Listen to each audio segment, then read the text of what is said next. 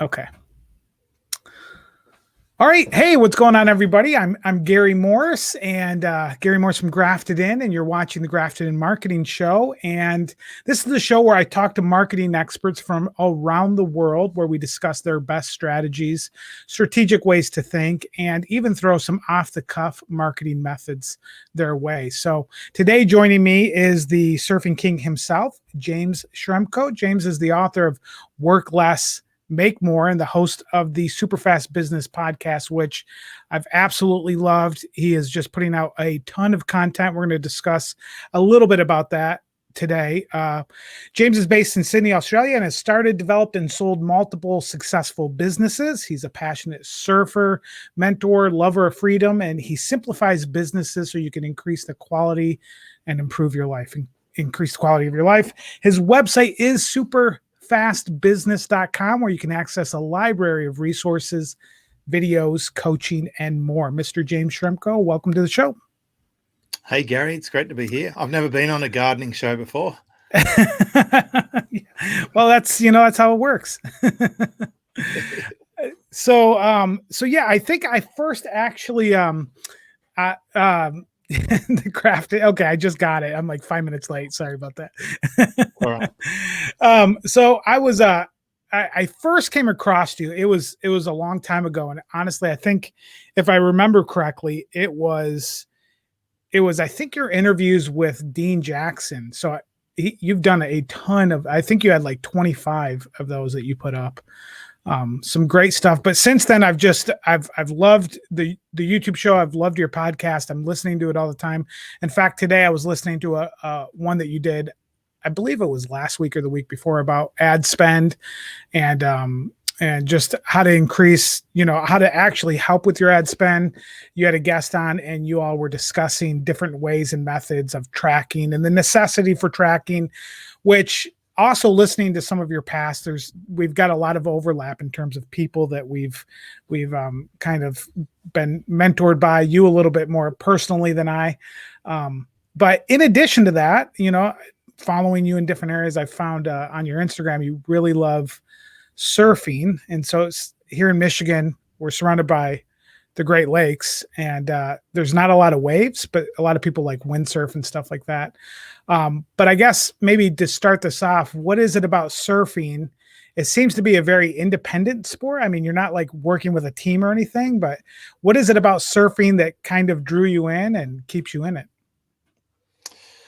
By the way, there is lake surfing. I think there's even a board riders club on your lake. Oh, nice. In certain conditions, you can get a wind swell. So you should know that. Okay. What do I love about it? It just teaches you so much about yourself. Like you said, it's kind of the ultimate responsibility. There are team elements if you do tow surfing, which I don't do, where you work as a team. Sure. But for the most part, you have to make a lot of choices. You're extremely responsible for every outcome. I've really marveled at how many metaphors there are in surfing that translate through to business and life. And probably most of all, it's just this incredibly nurturing, healthy pursuit that just recharges me. Yeah. And I guess the more you think about it, like there is an offense and defense to strategies and to how you're actually maneuvering through the waves that are being thrown at you and how you're going to approach them and how you're going to pursue them. And so, I've found there's a couple sports I play here locally. In Michigan, it gets like today is like 3 degrees. So outside becomes, your resources become your options become pretty limited, but we do some indoor stuff. But I've noticed like just having that, which to be honest, for years, I've been in business since 2014. And for years I just like locked myself in my office and worked and hoped for the best outcome and didn't really interact enough with people or interact enough with, just personal freedom, personal time until actually over the past year or so, I just recognize how important that is. So I'm jumping a little bit ahead here, but how important do you think having that personal space, time, relaxation is to healthy longevity in business. I think that's the key. It's the longevity. So for Mm, me, having a sustainable routine is very important. And if I build my business around the tide charts and I make my business fund the lifestyle that gives me a sustainable existence, then that's success to me. mm, So I would rather have $2 or $3 million a year than and be able to surf every day mm, and to take Fridays and Mondays and Saturdays and Sundays off every week than mm, to have $10 million a year and be grinding slash hustling 12 to 14 hours a day and never seeing my kids and burning through relationships. So I mm, think a lot of people have to recalibrate what their idea of success actually means. So mm, when I'm working with people, especially in the higher levels, they tend to be quite high visionaries. They do get pretty absorbed into whatever it is they're doing. And they'll tell you stuff like, look, I love it so much, it's not work, etc. But almost always they have feet of clay. They might mm, have that head of gold and the body of silver and the legs of bronze, but they have the feet of clay. And when the sun comes mm, up and melts their feet, the whole thing topples over.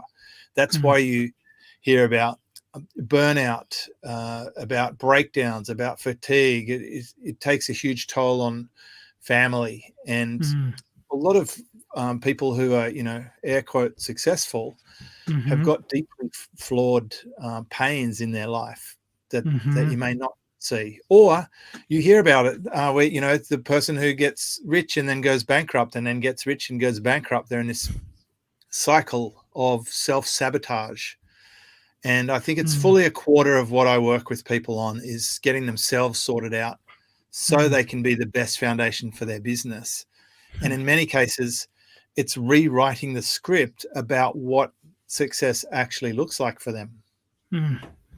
Yeah, that reminds me of a quote that was really transformative for me from actually Dean Jackson. He said something along the lines of, "What would you do differently during your day if you knew you didn't have to work to make money?" And use that as your why. And you use the phrase in your book, things like looking for automated income, right? Like ways to systematize your lifestyle so that you can have more of that freedom. So I guess like you know, 2014, so well over 5 years, 6 years, and just now coming to terms with recognizing how important it is for me to, even during struggles like COVID was, there were some rough patches in there, but to recognize no matter how tough it is, I have to have personal time, including time with my wife and time with my kids and time with my friends. And but for well over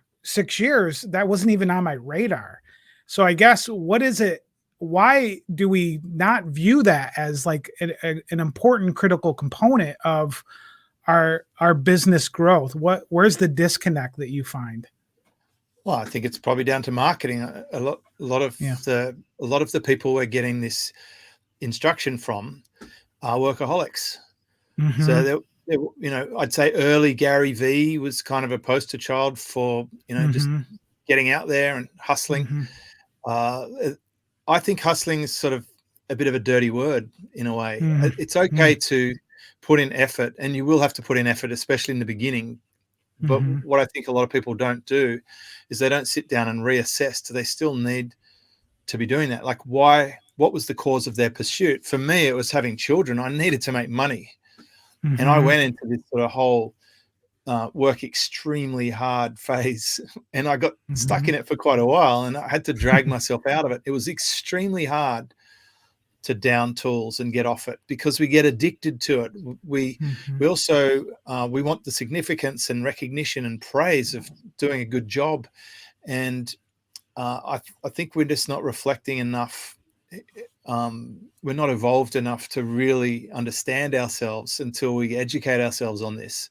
So for Mm-hmm. me, it was a process of reading more, learning more, reflecting more, and I turned what was a vicious cycle into more of a positive cycle where the more analog time I have, like when I walk down to the beach barefoot and immerse myself into the ocean without any phones or laptops and have time away from the business, I start to Mm-hmm. get clarity, and the Yep. fog lifts, and I get much better ideas and thoughts.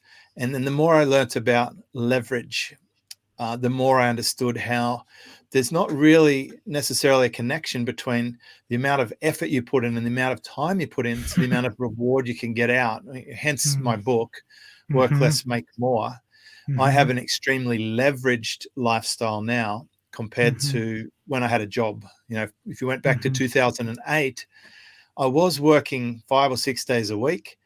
I was always tired. I was always stressed. I was unhealthy, even though I Mm-hmm. was much younger than I am now. Mm-hmm. And I was earning a fraction of what I earn now. So, you know, it just still blows my mind how much leverage you can get once you start to tap into these concepts. And I'm sure we'll probably Mm-hmm. cover a few of them. Yeah, I'd love to hear. So what would you say are a few of those concepts to begin to even Team. think? You've Team? got to have a team. Mm. Almost everyone is hanging on to things that could be done by somebody else, or doing Mm. things they shouldn't do at all, that no one would miss if they stopped doing it. Hmm. Yeah. It reminds me, I don't know if you're familiar with Dan Sullivan and the who not how concept as well. Like I am. yeah, And that concept came from Dean Jackson. it did. It did. Yeah, yeah. And of course, everything kind of leads back to Dean. Dean had the concept and Dan wrote the book on it. Yeah. Uh, Yeah. you know, it's like Dean came up with before, during, and after, and someone else wrote a book on it. He's a real idea innovator, and Yeah. I think he Yeah. was at the origin of the email capture online. He's a Mm-hmm. great thinker, and Mm-hmm. you know, a classic genius. Mm-hmm. And I think that is a really hard transformation for people if they're doing a side hustle or they're Yep. starting out small, because they don't have budget. They tend to hang Mm-hmm. on to things themselves. And so the Mm-hmm. big objection you'll normally hear is, I can't afford to hire someone else. Mm-hmm. And that is because you haven't worked on the most important thing of all, which is the offer. The offer is usually step 2. The Mm-hmm. first thing is research, right? You've got to know your market and your message and who you're talking to and Mm-hmm. what their problems and pains are. And then next comes the offer. And if you Mm-hmm. can nail the offer, you'll start to make sales, which will then fund your scaling through the team. And Mm-hmm. a big key to this, which is another leverage point, is having the correct business model. It took me a few years to figure that one out, but when I switched to recurring business model, that changed the game for me. That's what creates the life I have now, is this idea of sell once and get paid over and over again. Mm-hmm. Mm. So, as you've been, and now you have a coaching program, which I haven't signed up for, but it's on one of my goals. There's two. My two next goals are to sign up for your coaching program and actually do a blueprint mastery with Dean. So you guys are both in my 2021 goal setting kind of ideal. One thing that I always do is I look for an area that I need transformation in, and then seek out the people that have already been there, and then hire them to help transform That that. makes a lot of sense. Yeah, and it has really proven to like shortcut a lot of the pain points. I guess going back, you know, with having the right team and understanding the right offer and having the right target market.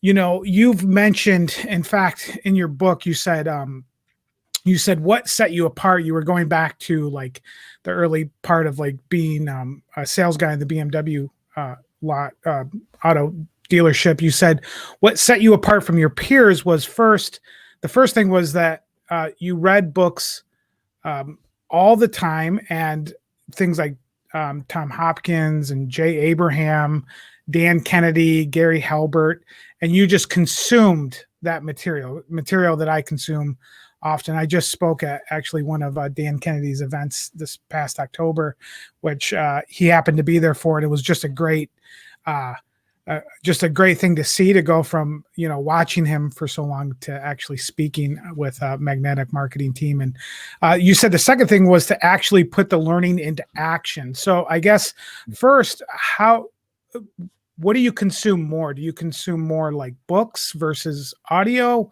Is it like 50-50? Do you still buy physical books? I do. Yeah, I've got digital books, lots of digital books, but I Mhm. still do buy physical books. People send me physical books. I've got a book here, a client sent me, thought I'd like. I loved it. Mhm. Mhm. So I've got lots and lots of books. In fact, one entire wall in my house here is a bookshelf from the Mm. floor to the ceiling. And I had it custom built because every one I had before that collapsed.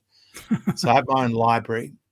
And in my role as a coach, I am responsible to have a good working knowledge of most things. And I need to draw from those resources and refresh and keep on top of it. So I do think to this day, my book library is the single greatest asset I've ever Mm. invested in. Mm. Return on investment on a $20 book is stratospheric as long as you apply it. And the key for me was reading a book and then forming an opinion about the book. Remember, a book is just someone's opinion, it's not law. Mhm. So I take the bits of the book. I try and strain the book back down to 2 or 3 pages of notes, which is what it started as before it got puffed up and fluffed out by the publisher, who demands a certain length for a book. Mhm. And then I decide if I want to apply those key points or not. I accept or reject them according to my belief model. And then I implement and I see what happens. And then I learn Mm. from that. And whatever Mm. good results I get, I keep and improve and scale. And if Mm. something doesn't feel right or doesn't work for me or I don't want to do it, I just reject it. Hmm. So do you have a journal or do you underline in your book, write in your book? I used to just underline. I used to underline Okay. in my book. I then went to making notes. I'd handwrite notes on colored paper. Mhm. And then I put all of those notes into one Google sheet, which I call a life sheet. So that's my Mm. system for a digital brain. I've got Mm. a tab spreadsheet that I learned about this system from an indexing method that someone else shared with me. And it's sort of this infinitely expandable index of everything I've ever learnt Mhm. condensed down into just a few lines, and I can Mm. reference that from my phone or a laptop. So, if I'm actually coaching someone and they need a framework for what email sequences they should have, or they want a copywriting formula or whatever, I can just look it up on the tab. I don't have to remember it. It's Mm. easy to access. Hmm. Now, do you have like a formula for how much you read to how much you apply? Like, are you looking at like if I Well, it should read be one to one. 1 to 1? Yeah, yeah, Like, yeah. don't get the next course until you've consumed and completed the current one. It's like I imagine this sort of metaphor of a little bookshelf, and it only has capacity for one book. Mhm. And I put the book on it, and I can't put another book on it until I consume or delete the one that's on there right now. So Mm. I really work hard on execution. There's a couple of courses I've got on my sort of list of courses to get, but I won't buy them until I'm ready, till I have Mm. capacity to actually sit down and implement. Because if Mm. there's one thing I've seen as a huge differential between the most successful students I've had, and I'm talking about people who have gone from a few $100,000 past $10 million a year. I can think of a few offhand, like Ryan Levesque, Ezra Firestone, for example. It's in their execution. They really execute well. And it's great to have ideas and so forth, but if you don't execute, then they're pretty useless. Hmm. How do you so when you get done with a book, you're drawing out just like you already said, like a couple pages worth of notes, but how do you actively like apply? You just take a few principles and say, okay, I'm going to put this in action and see how it works out. The way I work is maybe different to others. I read pretty slowly and I Mhm. think about stuff as I'm reading it. So it's almost the exact opposite of what they would teach you at a speed reading class. Mm. Uh, you know, People value reading quickly and skimming. I value taking my time and really thinking about stuff as I read it. So I would Mm. be classified as a slow reader. And I think about it, and it's almost like a sponge. It's sort of uploaded into my neck-top computer, and it now becomes part of the operating system. So it's like when you hit upgrade on your software on your computer. I Mhm. feel like as I read the book, it's just upgrading the software. And the next Wow. instance that I have where I encounter a pattern or a scenario Mm, where this new model could be mm, applied, I'll start implementing it.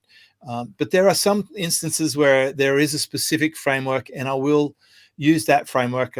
Probably the greatest example in my life ever was the spin selling formula. mhm, Once I understood that formula, I could apply the same formula to everything I did, every mm, conversation, every email, every piece mm, of content, every mm, podcast, even an mm, interview like this. You can still apply that because it's such a simple framework. And once you mm, do it over and over and over again, then of course you get mastery and it becomes mm, completely automatic. mm. Boy, it's almost you're approaching books in that case from a totally different mindset. If you're reading them for the point of consumption, it's almost just like you're enjoying them. But when you're reading them for the purpose of having to apply them, you begin to read them in a completely different way because you're looking for points of application versus points of agreeability or where you disagree. So you actually begin to read differently when you take that approach. I guess not that I don't do that, but I don't do that as well as I should. Yeah, and I consume information in all different formats. The vehicle could be different. Yeah. I read tweets. I Mm-hmm. I look at Facebook posts. I watch some YouTube videos. I will occasionally listen to an Audible. I Mm-hmm. rarely listen to a podcast, which is ironic Mm-hmm. because I produce so many. Mm-hmm. But in the beginning, it was really about this balance between creation and consumption. And I realized that in order to become wealthy, I needed to create more than I consume. A lot of people consume Netflix and Amazon Prime and whatever, and they're not creating. If you Mm-hmm. create a lot, then I think that for me, that earns consumption credits. So I actually consume a lot now. I do. I've watched a lot of Netflix and a lot of Amazon Prime because I only work 15 hours a week. So I've Right. got a lot more time on my hands to put into non-profitable endeavors. However, I Sure. would say that that's really given me a better education in things like history Mm-hmm. and in storytelling and popular culture. And those things actually really help me relate to a broader spectrum of people and to get my message across in a clearer way. That's good. That's really good. Um, so speaking of your podcast, you're up to I think 796. You're almost at 800 episodes at the time of this recording. Which episode, I'm not sure, maybe you know this or not, has had the most listeners? The most listeners ever was one I did with Noah Kagan, Okay. Okay. and he And was eating breakfast while we recorded. So it sounds was sounds about right.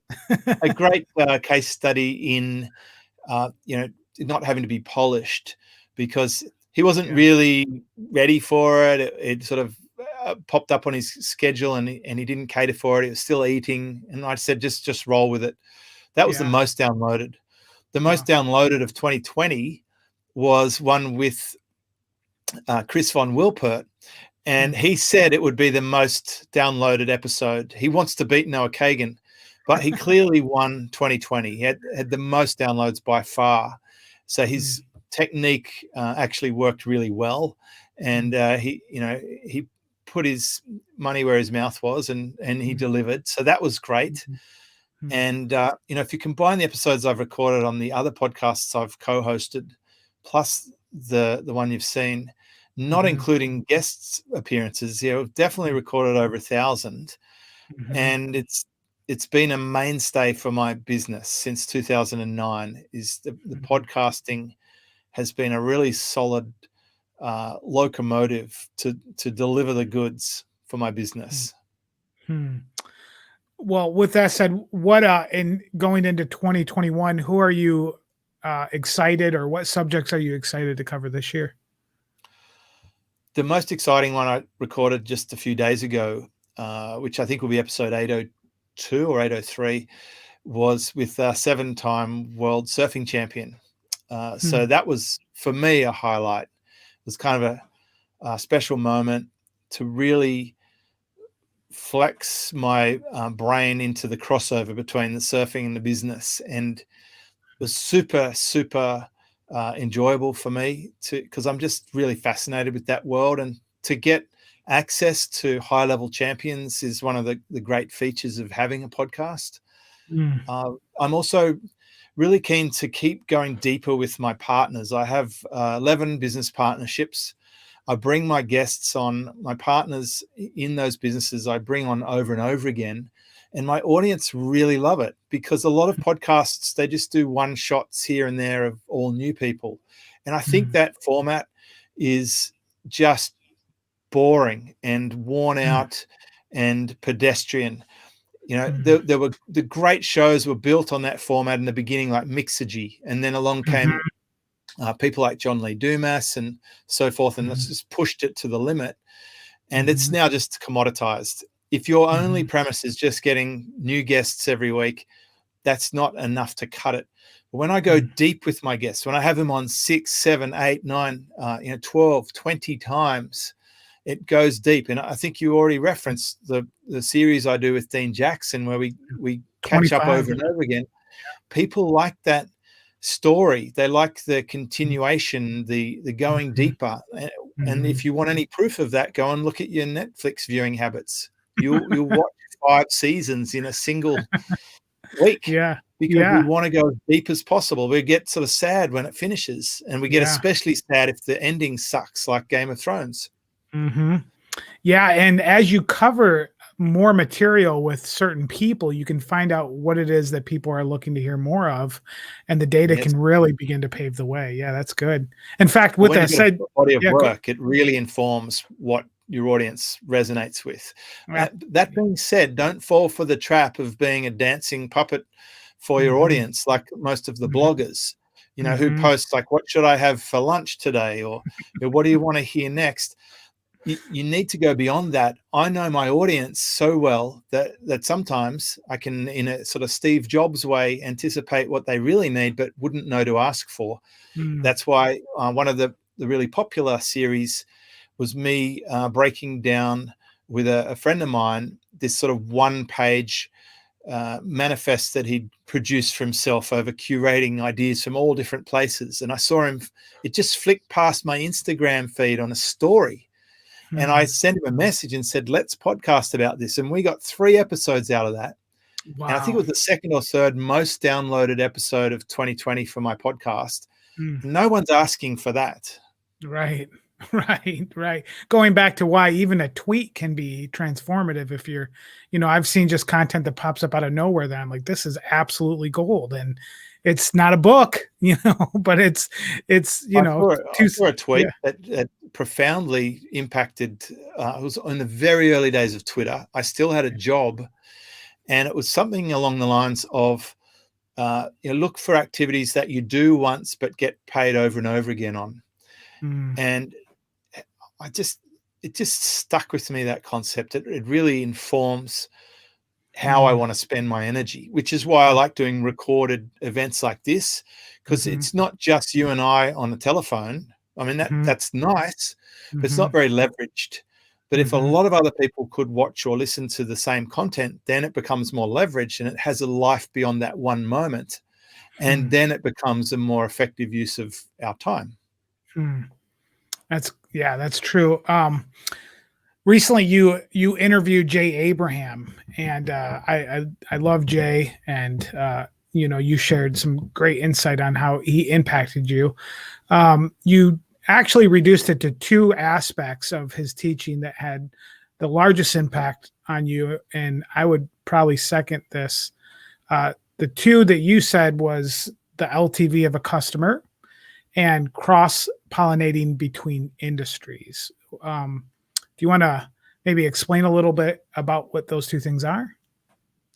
Well, those 2 are kind of fundamental things. I actually thought you might be saying revenue shares, because I'd say that's the thing that I've got the most leverage from ever from Jay. But yes, lifetime customer value, it's simply knowing what a customer is worth, so that allowing for your profit margin, you can invest to buy more customers.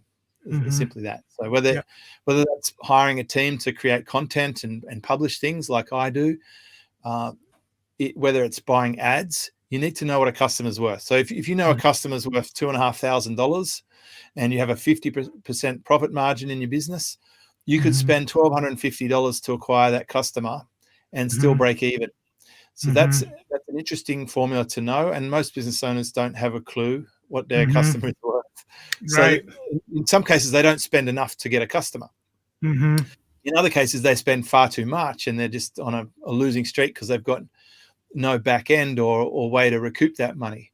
So the cross-pollination thing, there's a few angles to that, but one of the big insights for me was that what is best practice in one industry is virtually unknown in another. And I've used this to my advantage many times because I went from different industry categories. I went from telephone brokering in a timber business to applying the same principles of buying and selling over the phone. I took that to the debt collection industry and I dominated telephone debt collections. And then I took what I'd learned from that to the sales industry, and it really helped me sell over the phone in the automotive field. In between there, I went to the technology industry, and that's where I learned about selling high ticket items from people who were the best in the country for companies like Xerox. Back in the day, they were selling $800,000 photocopiers. Now, when I learned from the best of the best there, and then applied that to selling $400,000 motor vehicles, and I know people listening to this in the United States would think that's a preposterous amount for a car, but that's how much cars cost in Australia. We have a luxury car tax of 45%. Oh, So, ouch. you know, whatever you're spending $100,000 on, that would cost 350,000 Australian dollars here. Wow. So we have a very high cost of living, but we also have an extremely great place to live. So it's like, it's a trade-off. And so I kept taking what I'd learned, and then I took what I'd learned from the automotive industry, which from the outside looks very simple. You think, oh, okay, an automotive dealership, they just sell cars. They don't just sell cars, they sell time and they sell money, because most people finance their car, so they need the money, and most people service their car. And that's literally, when you service your car, the number one cost is not the parts, it's the labor. So you are selling time. So I learned a lot about that. And I also learned about selling locally and working for an international brand. So you get micro business experience and you get macro business experience. And I also had to figure out the difference between retail and wholesale, because you're doing a lot of trade sales in the parts business to other workshops. And you're also selling retail to customers, but also you're taking trade-ins and then wholesaling them out to trade customers as well. So they're really complex businesses.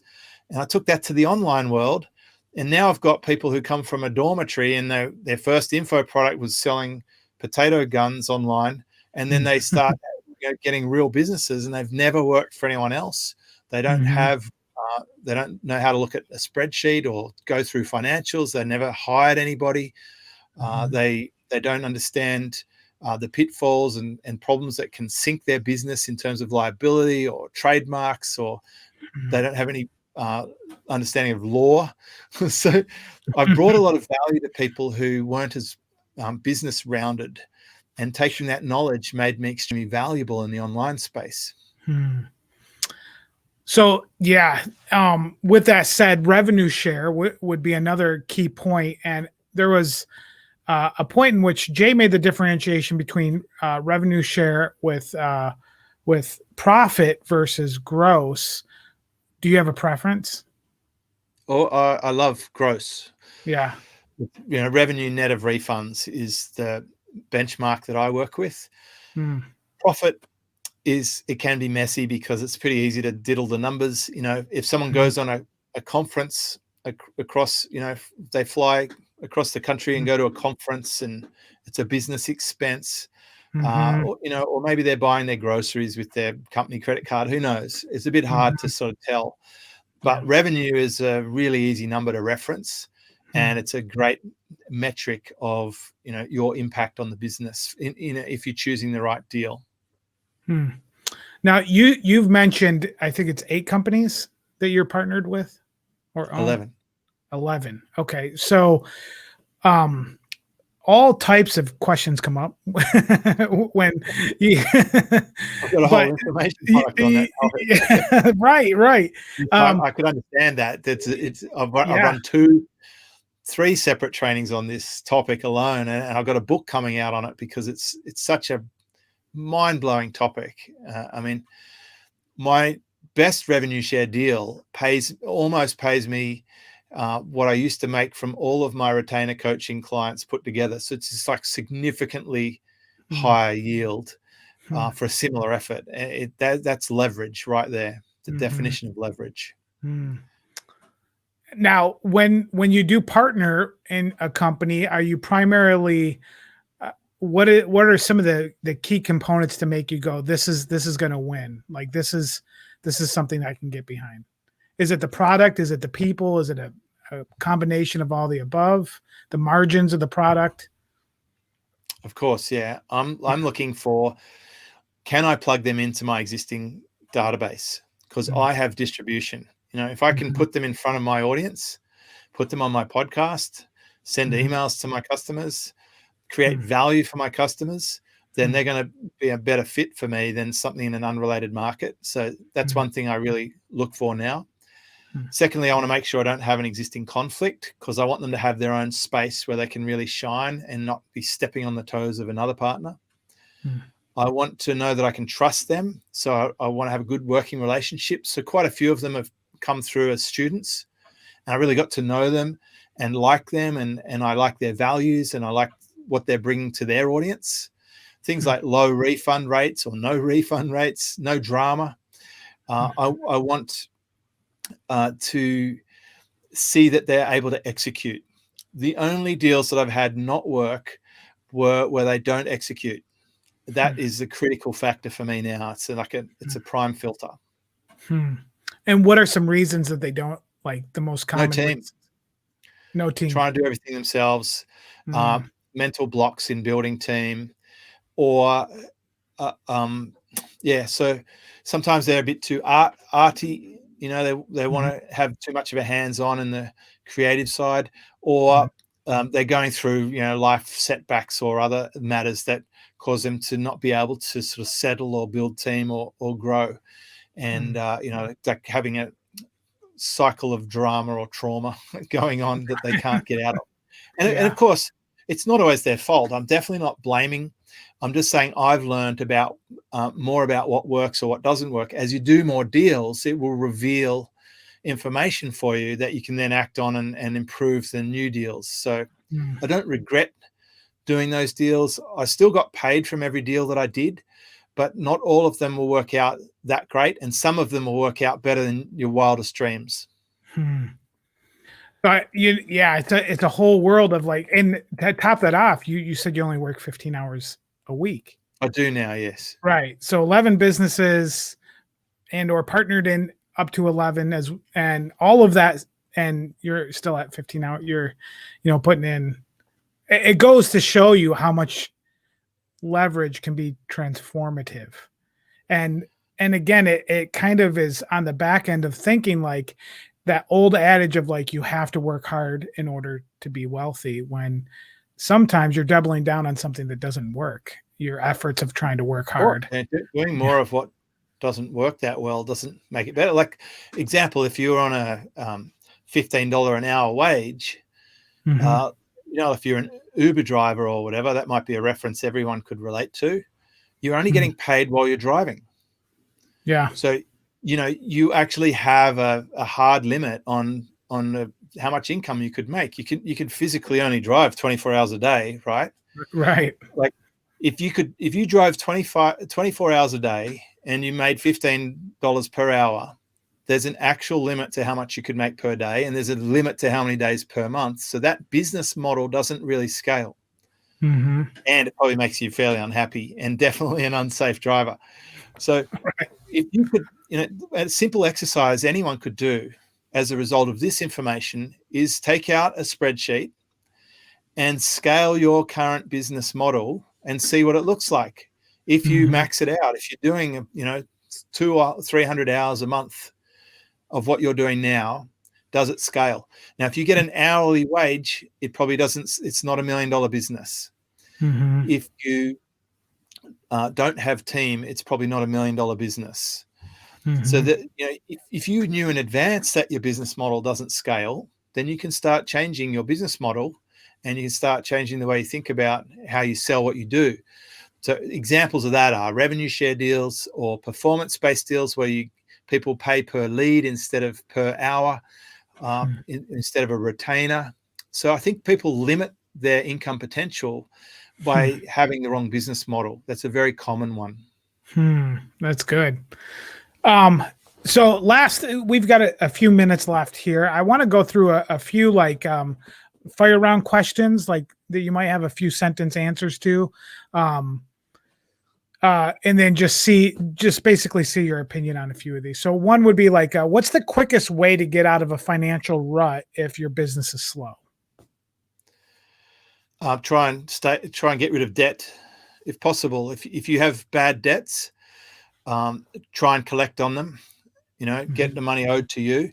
If you owe people, ask them for more time and take the pressure off if you possibly can. And there are a lot of facilities for that right now, where banks, credit card providers, even people who owe you money, will often give you some time if you ask for it. So always communicate with people who you owe money. I learned that from being a debt collector. If you communicate with them, you'll get some more space. And then pay off the highest debt possible, whatever the biggest interest rates are, or the non-tax deductible debt. Get rid of it because it's a shackle around your neck. Even if you have to change your living situation or sell things on Craigslist or whatever platform you're using to bring in some cash, get rid of the debt and the pressure if possible.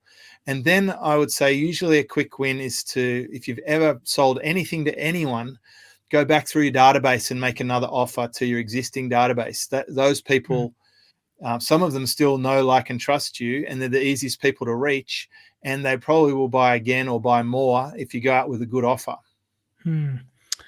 That goes into my next question. How important is it to have a list and or database? I'd say it's critical. How about mentorship? How important is mentorship? Depends on the person. I can learn from anyone, anywhere. I don't have an official coach or mentor, but that makes me a little unusual.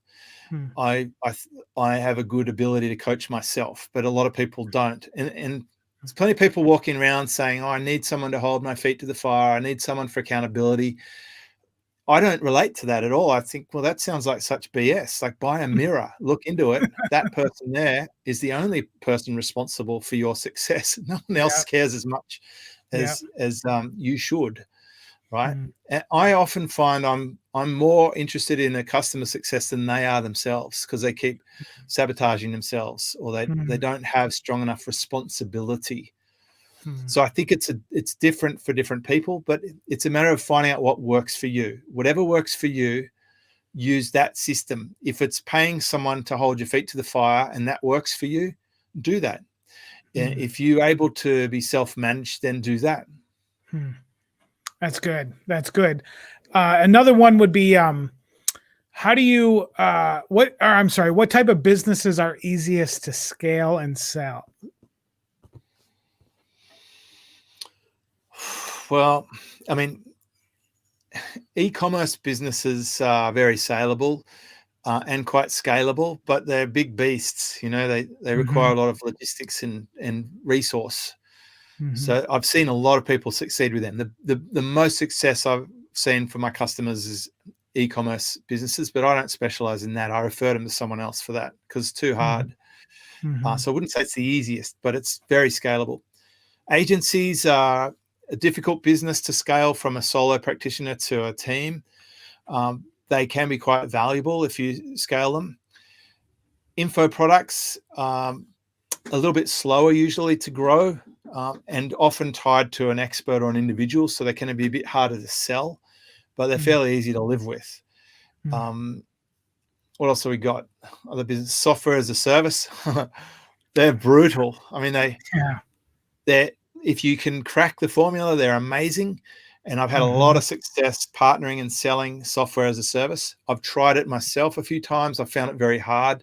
And even if you're going well, then you're just going to invite a lot of competitors into your space. So even the giants like Facebook and Google are constantly having to, battle. They're out there battling all the time for innovations and public affinity, etc. It's not an easy business by any stretch. What else is there? There's probably a few other businesses, but I don't go too broad. Most of the people I work with are selling information either via products or memberships, or their service businesses, their agencies providing anything from AdWords to website design. Gotcha. That's great. A few softwares, a couple of e-commerce, and that's about it. There's business models I don't touch. Well, that's good. That's good. The last one would be, as a struggling business owner who has zero time on their calendar, what is how do you get them to begin to enjoy life a little bit, even when it seems like they say that there's no room, there's like, they have no time, they can't do it. What are some ways to get them past that way of thinking? Well, just stop lying to themselves. I mean, you have the exact same time as me and Elon Musk and Bill Gates and Warren Buffett. Everyone has the exact amount of time. So no time is a condition of wrong priorities or a false belief. There's abundant time. Like, there's literally, if you break the day down into 3 8-hour slots, right? You got 8 hours to sleep. You've got 8 hours to work, and you got 8 hours to do other stuff.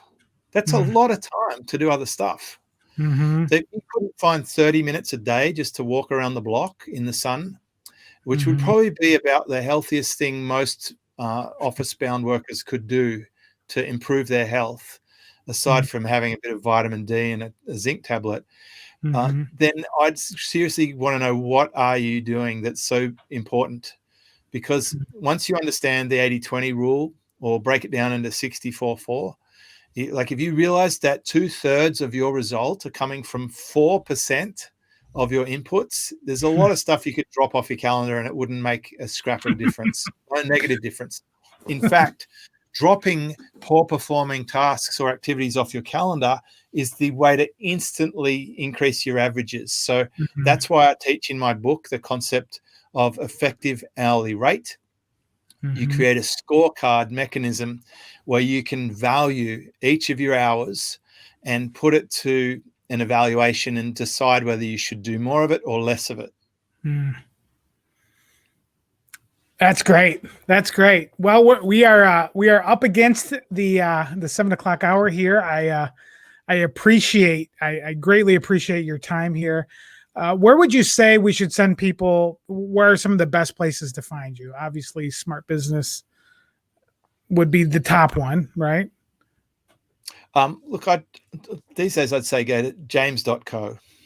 Okay. Because that will point to my various websites and things. You'll find what you're looking for, I'm sure.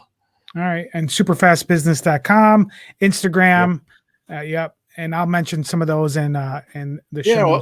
Or just send me an email if you've got a particular thing you're trying to find or need help with. Just ask me, and I'll let you know where to go. I'll send you to a link to a specific podcast, or I'll refer you to an expert who I know is good at whatever the thing you need help with is, or I'll tell you, I can't help at all. At least you'll know. Right. Okay. Well, great. I appreciate it, James, and I look forward to chatting again. Thanks so much, Gary. Hey, thank you.